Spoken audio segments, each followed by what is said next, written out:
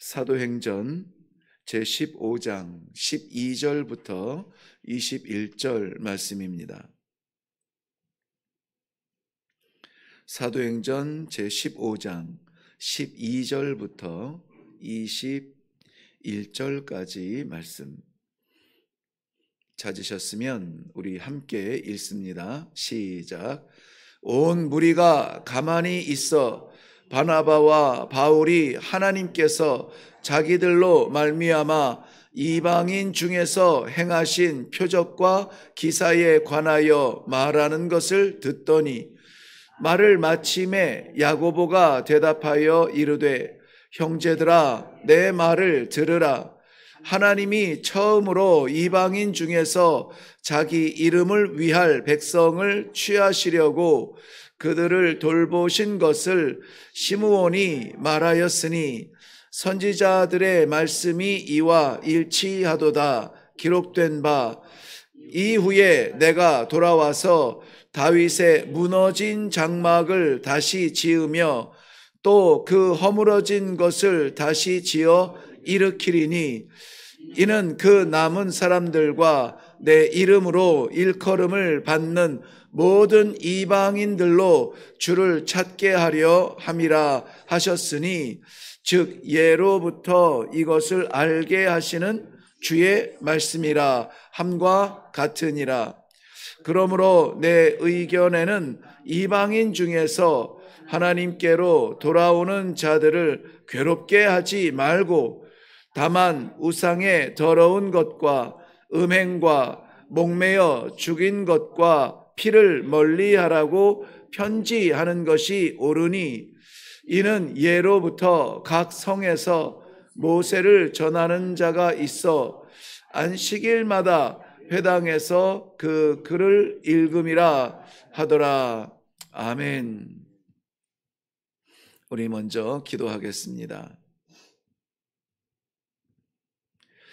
우리 입술의 고백은 날마다 내 삶이 아니요 주께서 허락하신 성도의 삶입니다 라고 예배자로 드리는 것 같지만 너무나 많은 순간, 너무나 중요한 결정의 순간 우리가 고집하고 내가 먼저 되는 그러한 부끄러운 발자취가 여전히 남아 있습니다.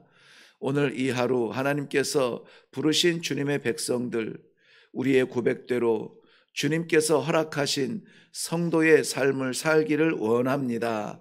이 우리의 고백이 하나님 앞에 상달되어서 우리 하나님 아버지께서 기뻐하시는 그러한 삶이 될 수 있도록 말씀에 인도함을 허락하여 주시옵소서. 주신 말씀 따라서 오늘도 성도로 살고 복되고 은혜로운 삶을 살 수 있도록 인도하여 주실 줄로 믿사옵고 예수님의 이름으로 기도하옵나이다. 아멘. 네, 초대교회에 아주 중요한 결정을 놓고 함께 경론을 일으키고 또 논증을 하면서 주장을 굽히지 않던 그러한 혼란스러운 자리를 어제 우리 함께 살펴보았습니다. 그런데 그러한 가운데에서 베드로가 일어나서 백부장의 집을 방문하여서 성령의 역사하심을 눈으로 보고 자신이 경험한 것을 말하고 그 결론은 뭐였습니까? 주 예수 그리스도의 은혜로 말미암아 구원을 받는다라고 하는 변치 아니하는 진리가 선포되어집니다. 그리고 오늘 본문이 시작이 되어지죠. 각자의 생각으로 주장을 하며 이것이 옳고 저것이 옳고 이래야 되는 거 아닌가? 저래야 되는 거 아닌가? 우리 각 모든 성도들의 삶의 모양이 다르고 또 배경이 달라서 한 가지 사실을 바라보아도 다양한 생각이 일 수가 있습니다. 교회에서 무언가를 결정할 때에 내 생각은 이게 좋은데 저게 좋은데 이렇게 해야 되는 게 맞지 않나? 저렇게 하는 것이 옳지 않은가 하는 것에 대해서 강론을 말할 수 있습니다. 물론 교회를 사랑하고 또 순간을 아끼는 소중한 마음으로 침묵할 수 없어 그렇게 주장하고 말을 할 수가 있습니다.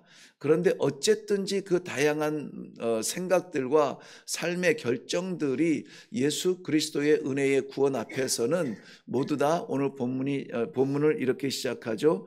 온 무리가 가만히 있어. 가만히 있어. 그리고 12절 끝은 이렇게 결론을 내립니다.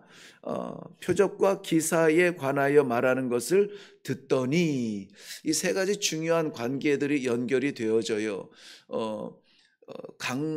감론, 을박 할 수 있으나, 그런데 예수 그리스도의 은혜를 경험한 사람들, 즉 베드로가 백부장 고넬료의 집에서 경험하였던 성령의 체험, 이것은 전통과 우리가 고집스럽게 붙들어 온 이 수백 수천 년의 어떠함이 아니라 예수 그리스도로 말미암아 약속하신 성령의 역사가 이 이방인들이 하나님을 아버지라고 고백하며 세례받기를 주저하지 아니하는 놀라운 생명의 역사가 나타나는구나 하는 것을 어떻게 했습니까? 눈으로 보았습니다. 그리고 그 현장에 있었습니다. 이 한 가지 사건이 전부라 말할 수 없지만, 그러나 이것이 우리 삶에서도 내 생각을 내려놓고 내 입을 닫아놓고 그리고 우리가 침묵 가운데에 하나님의 말씀을 들을 수 있는 그 자리에 인도되어짐, 이것은 물론 성령의 역사고 예수 그리스도의 은혜이지만은 우리의 관점에서 보았을 때에, 우리의 입장에서 보았을 때는 경험적 신앙에 대한 확실한 하나님의 은혜인 거예요. 그래서 이 경험적, 체험적 신앙, 이런 것이 뭐 꼭 방언을 하고 독특한 그러한 그 영적 세계에서 살아가는 그러한 것을 말하는 것은 아닙니다. 날마다 우리가 고백을 할 때에 이것이 내가 아니라 하나님의 은혜입니다. 내가 어떻게 이런 일을 감당할 수 있습니까? 나는 할 수 없지만 정말 하나님의 은혜가 아니면은 이런 일을 내가 할 수는 없었습니다 하고 고백되어지는 그러한 간증거리들이 우리들 가운데 있어야 되는 거예요. 이것을 세상으로 선포하지는 못할지언정 내가 깨닫고 내가 하나님께 감사하고 하나님께 영광 올려드리는 예배자의 자리에서 설 수 있는 그러한 간증들이 우리 삶 가운데 날마다 있어야 된다는 거예요. 때로는 그럴 때에는 내가 꼭 성공의 자리에서 간증이 나오는 것이 아니라 내가 망하는 자리에서 교만하였습니다, 이것이 전부인 줄 알았습니다, 끝까지 갈 줄 알았습니다, 미련하고 제한된 우리의 한계에 묻어두었던 우리의 소망이 결국은 하나님을 보게 하시는 은혜였습니다. 이러한 것들도 나는 놀라운 간증이라고 봐요. 부끄럽고 부족하지만은 제 자신의 개인적 간증을 통하여서 생각해 보면은 제가 인정받았을 때에 느꼈던 그 은혜와 감사보다는 제가 무너졌을 때에 깨닫게 하시는 은혜와 감사가 더욱 가슴에 사무치고 그것이 오랫동안 간증되어지는 것을 볼 수가 있었습니다. 오늘 예루살렘 교회는 그 장로들, 바리새인들, 제사장들 모여서 여태까지 목숨처럼 지켜왔던 이 성민 사상에 대한 그 자부심을 가지고 율법과 할례 없이 어떻게 구원을 받을 수 있단 말이요, 여기저기서 손을 들고 막 일어나면서 이야기했을 것이에요. 그런데 그 모든 교회의 고성과 각 사람의 그러한 개성들, 이런 것이 잠잠하게 되며 마음을 내려놓고 말씀을 듣는 그 순간은 오로지 예수 그리스도의 은혜로 말미암아 우리 모두 구원받지 않았습니까? 이러한 그 선포 앞에서 침묵하게 되는 것을 보게 됩니다. 오늘 12절 말씀을 좀 계속 보면은, 온 무리가 가만히 있어 바나바와 바울이 하나님께서 자기들로 말미암아 이방인 중에서 행하신 표적과 기사에 관하여 말하는 것을 듣더니 그랬습니다. 베드로의 고백뿐만이 아니라 오늘 사람들이 잠잠히 침묵할 때에 그 순간에 바울과 바나바가 이방인 땅에서 하나님께서 인도해 주시어서 경험하게 되었던 선교적 삶의 현장에 대한 이야기들을 비로소 말할 수가 있었습니다. 그럴 때 모두 다 어떻게 합니까?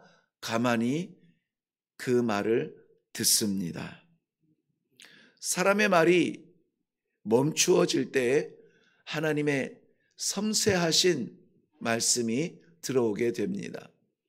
엄청난 사건이나 어마어마한 자리나 감당할 수 없는 그러한 화려함 속에서 하나님의 역사가 나타나는 것이 아니요, 어느 날 갑자기 생각지 못하였던 구름대 같은 아군을 붙여주셔서 승리하는 전쟁이 아니요, 손 하나 깜짝하지 않아도, 손 하나 까딱이지 않아도 하룻밤 사이에 18만 5천 명을 죽음 가운데에서 승리의 깃발을 꽂게 하신 것이 하나님의 능력이라면, 전쟁은 숫자에 있지 아니하며 하나님의 능력 안에 있음을 보게 됩니다. 지켜온 역사가, 내가 붙들어온 나의 삶이 얼마나 오래됐고 얼마나 고집스러운지, 얼마나 많은 사람들을 감동시킨 것인지, 내 삶과 우리 민족의 어떠함이 아니라 하나님께서 말씀하시고 하나님께서 이루시는 것을 볼 때에 우리의 신앙은 더욱 굳어지는 것을 볼 수가 있습니다. 가만히 듣는 자의 자리, 이것은 말을 하지 않는다라는 어떤 조용히 있는 순간이 아니라 그야말로 내 생각 잠시 내려놓고 하나님의 뜻이 무엇인가, 과연 그런 일이 하나님의 이름으로 일어났단 말인가, 일어날 수 있단 말인가 하는 하나님 앞에서의 들으려고 하는 영적인 자세를 말하려는 것입니다. 우리가 신앙생활 하면서 참으로 어려운 것이 듣는 것 같아요. 듣는 자리. 주장하는 것은 요즘 시대는 더욱 자기 주장을 함으로 인해서 자기를 나타내는 그러한 문화가 있으니 자기를 주장하는 것은 어렵지 않습니다. 그런데 듣는 자들은 많이 없어 사라지는 것 같아요. 누군가 말할 때에 그것을 빨리 판단하고 마음속에 이미 답을 정할 때가 우리는 참으로 많습니다. 하지만 하나님의 말씀은 가만히 조용히 침묵하며 말씀을 들으려는 그러한 영적 자세에 하나님께서 말씀하여 주시는 것을 많이 경험하지 않습니까? 지혜의 말씀이라고 하는 잠언 18장 13절에는 이렇게 말합니다. 사연을 듣기 전에 대답하는 자는 미련하여 욕을 당하리로다. 듣는 것보다 빨리 판단하는 실수가 오늘은 없었으면 좋겠습니다. 그저 척하면 다 알 것 같은 우리의 지혜도 지식도 경험도 내려놓고, 하나님 어찌하면 좋습니까? 저 인간을 어찌하면 좋아요? 이 문제를 어찌하면 좋습니까? 거울 앞에 마주선 이 사람은 어찌하면 좋습니까? 자기 자신을 내려놓고 하나님의 인도하심과 말씀을 한번 들으려는 겸손한 자리에서 이 아침이 시작되기를 바랍니다. 그럴 때에 야고보가 일어나서 이 말을 돕습니다. 13절 말씀 보면 말을 마침에 야고보가 대답하여 이르되 형제들아 내 말을 들으라. 그리고 하시는 말씀이 선지자들의 말씀이 이와 일치하도다. 15절 이후에 내용을 전하는데요. 그 주석책에 보면은 아모스 9장 11절 12절 말씀을 이렇게 다시 회상시키는 것을 볼 수가 있습니다.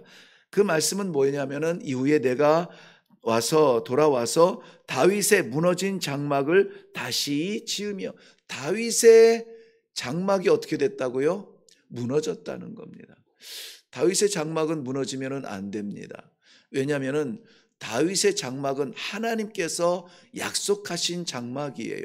왕의 홀이 내게서 떠나지 아니하리라. 그렇다면은 이 장막이라고 하는 것은 텐트를 말하는 것이 아니라 작게는 가정과 가문이요 크게는 나라를 말하는 것인데요. 다윗의 장막이 무너졌다. 하나님께서 약속을 저버린 것이 아니라 그 언약을 받은 백성들이 무너진 것입니다. 그런데 그것을 어떻게 합니까? 내가 그렇게 약속을 했음에도 불구하고 이것을 지키지 못한다고 하고 그들을 버리는 것이 아니라 돌아와서 다시 세우겠다는 거예요. 그러니까 다시 세우는 장막은 혈통적 장막이 아니라 그 뒤에 보면은 그 남은 사람들과 좀 내려가서요. 그 남은 사람들과 내 이름으로 일컬음을 받는 모든 이방인들로 주를 찾게 하리라.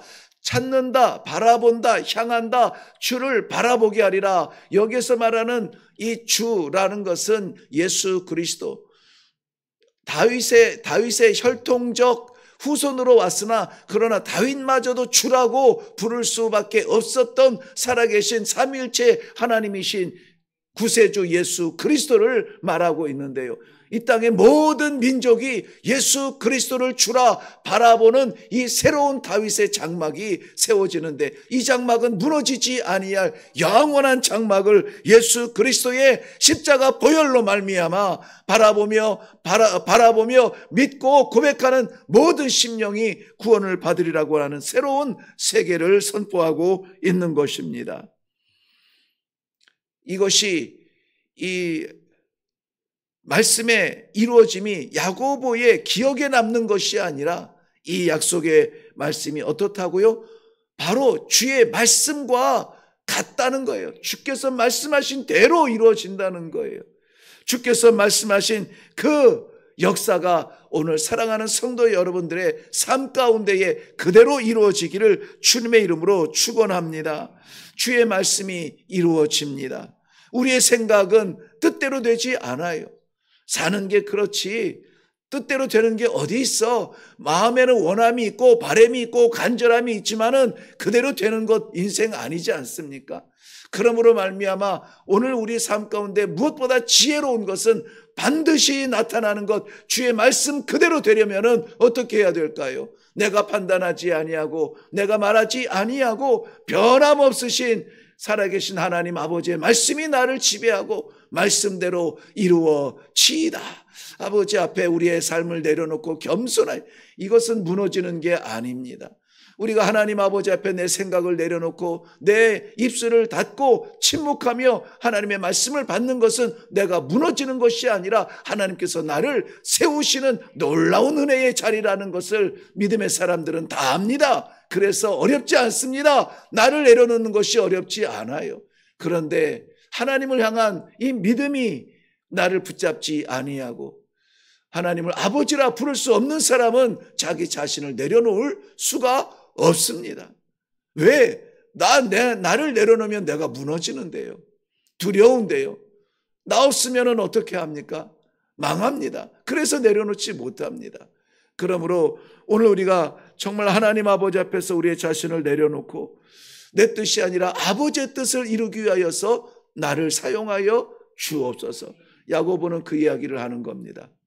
우리가 하나님의 구원에 대하여서 이것 때문에 구원이고 저것 때문에 구원 망함이라 이렇게 우리가 판단하지 말고 대신에 저들에게 정말 하나님을 믿고 아버지라고 부르는 이 예배자로 살아가기를 원한다면 배 채우자고 우상의 음식 먹지 말고 육신의 쾌락을 따라서 음란 간음하지 말고 하나님의 말씀이 그런가 하여서 묵상하면서 그렇게 살아가도록 권면하자, 그것을 편지하자, 이렇게 편지의 내용을 이렇게 함께 나누자고 고백을 하는 것입니다. 이 편지는 나중에 안디옥 교회에 전달이 되어지고 그것이 회중 가운데 읽혀지고